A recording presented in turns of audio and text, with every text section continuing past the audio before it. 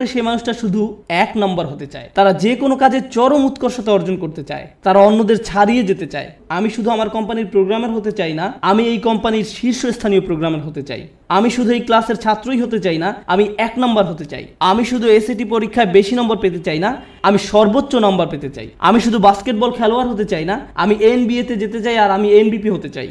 কখনোই খুশি হতে পারে না। তারা শুধু নিজেদেরকে আরো কঠোর পরিশ্রম প্রচেষ্টা চালাতেই থাকে, তারপরেও তারা নিজেদেরকে নিয়ে সন্তুষ্ট হতে পারে না।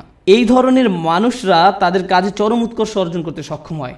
সেটা পড়াশোনায় হোক, শরীরচর্চায় হোক বা অ্যাথলেটিক হোক, তাদের কর্মক্ষেত্রে, তাদের গবেষণা যাই হোক না কেন, তারা তাদের শীর্ষস্থান অর্জন করা চাই।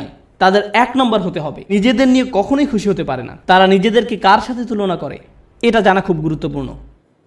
নিজেকে তারা গতকালকের সাথে তুলনা করে। তারা আর কাউকেই পাত্তা দেয় না, কারো দিকে তাকায় না।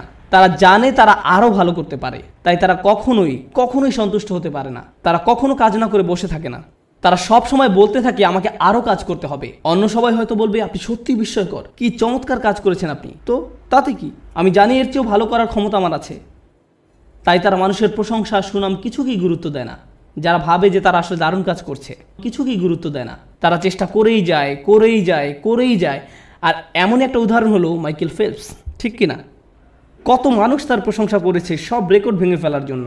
কিন্তু আপনার কি ধারণা যে সে বসে ভাবছে আমি তো রেকর্ড ভেঙেছি, এখন আমার সম্মান আছে, তাই আমি এখন কিছুটা অবসর নিতে পারি? সে কি অর্জনের চেষ্টা করেছে? উৎকর্ষতা। তাই সে কখনোই সন্তুষ্ট হতে পারবে না। সে চেষ্টা করতেই থাকবে, মেশিনের মতো সামনে যেতেই থাকবে আরো দ্রুত গতিতে। এমন মানুষ দুনিয়াতে খুব কমই আছে, খুবই কম।